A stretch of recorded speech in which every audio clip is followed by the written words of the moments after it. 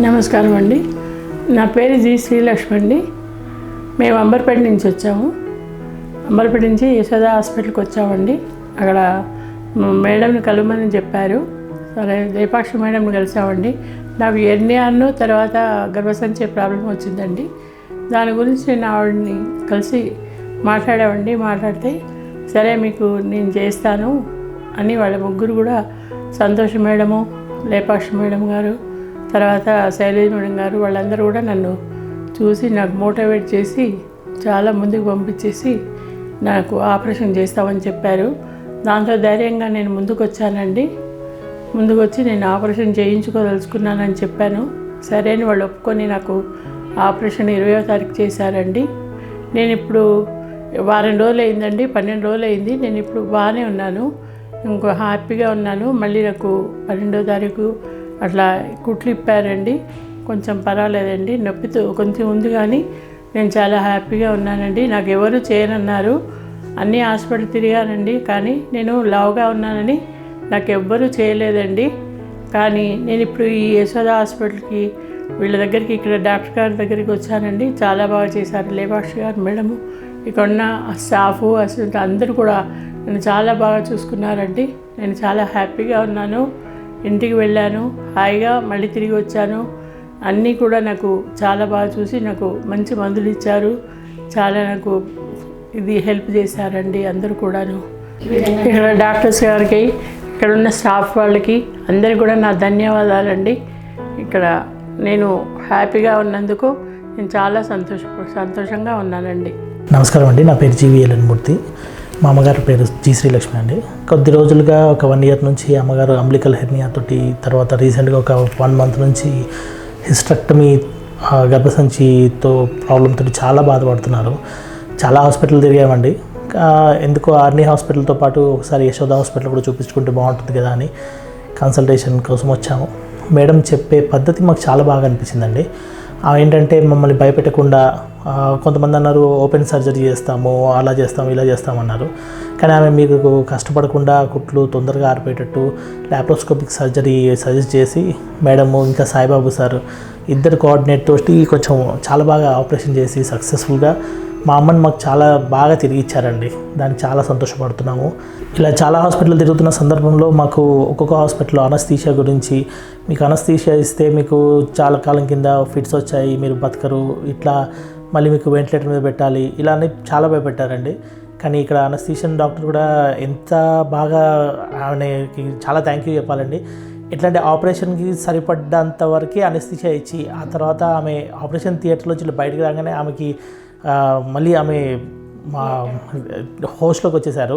అంత ఇదిగా కరెక్ట్గా ఇచ్చారండి. ఆయనకైతే నేను చాలా చాలా కృతజ్ఞతలు చెప్తున్నాను. ఎందుకంటే ఆమెకి అనస్థీషియా ప్రాబ్లమే చాలా ఉండేది.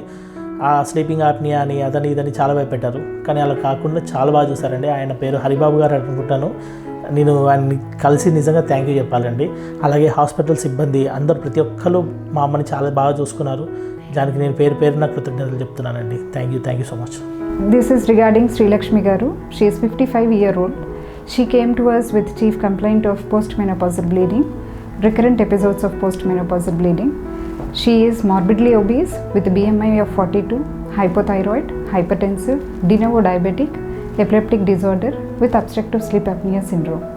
So she has been diagnosed as having thickened endometrium with umbilical hernia. She also had pain abdomen. Usually in cases of postmenopausal bleeding, any postmenopausal bleeding, 10% chances of endometrial cancer will be there. That should be ruled out by taking an endometrial biopsy. But as she is morbidly obese, 2-3 times outside hospitals, and we also failed to take endometrial biopsy because of high cervix. She's also 2 previous sections, maybe because of that high cervix and fat, excess pad of fat. We are unable to reach the cervix and fail to do that endometrial biopsy.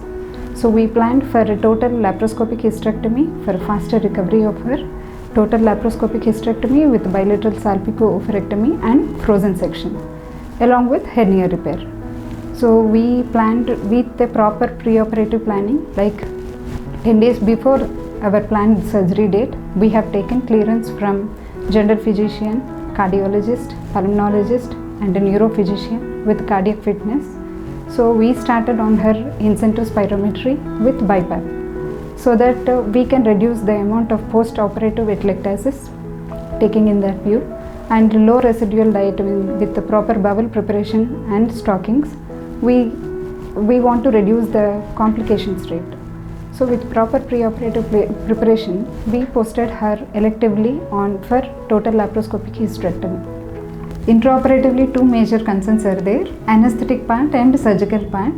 Our anesthesia team, Dr. Shashidhar and his team, has managed very well about the anesthetic complications like maintaining positive pressure ventilation and reducing the amount of risk. Our surgical part with the proper technique, good ergonomics and good instruments, we have completed with the lap hysterectomy and we have sent it for frozen section, confirming it as a benign, luckily. So we completed our surgery and Dr. Sai Babu sir and his team completed hernia repair, and post-operatively the patient has been managed well with early ambulation and good thromboprophylaxis. She has been discharged on day 3. So with proper planning and implementation of the care and teamwork, we succeeded in early recovery of the patient with no complications.